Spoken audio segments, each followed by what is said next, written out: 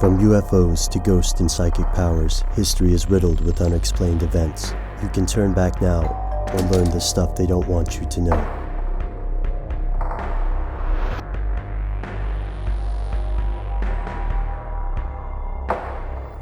Here are the facts.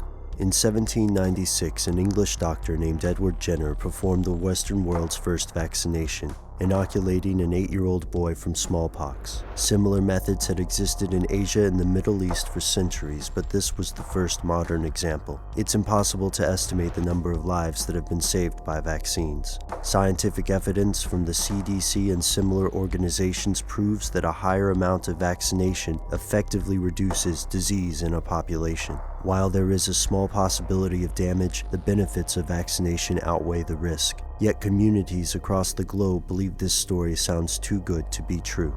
Here's where it gets crazy.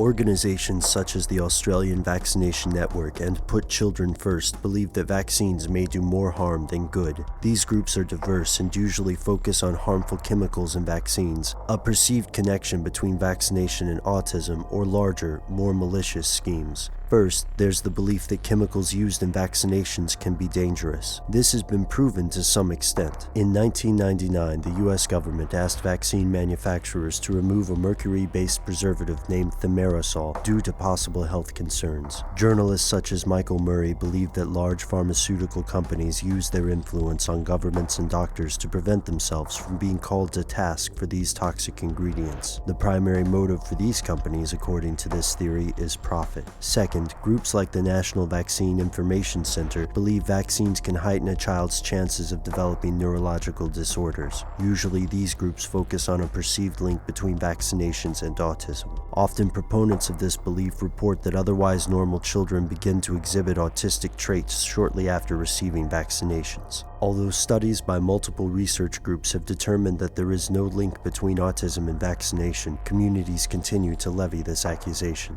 Third, some conspiracists believe that vaccinations are intentionally designed to do more than prevent disease. Their theories allege everything from nanoscopic tracking devices to mind control and mass poisoning. While these beliefs are outlandish, they're not as far-fetched as you might think. For example, in 2009, a plague outbreak in Ukraine was traced to a vaccine produced by the pharmaceutical company Baxter, which admitted the vaccine was accidentally tainted. Yet this story has largely disappeared from the news, replaced by less ominous stories about sports, celebrities, and pop culture. What happened during the Ukrainian outbreak? And why was the scientist Joseph Moshe, who claimed to have intimate knowledge of the affair, tear-gassed by law enforcement as he tried to reach the Israeli consulate in Washington, D.C.? Even if there was some sort of foul play involved in the Ukrainian affair, the fact remains that vaccines have saved millions of lives. Without this technology, the world would be a much more dangerous place. People have distrusted vaccines since they were invented. Even today, the majority of Americans would refuse the H1N1 vaccine.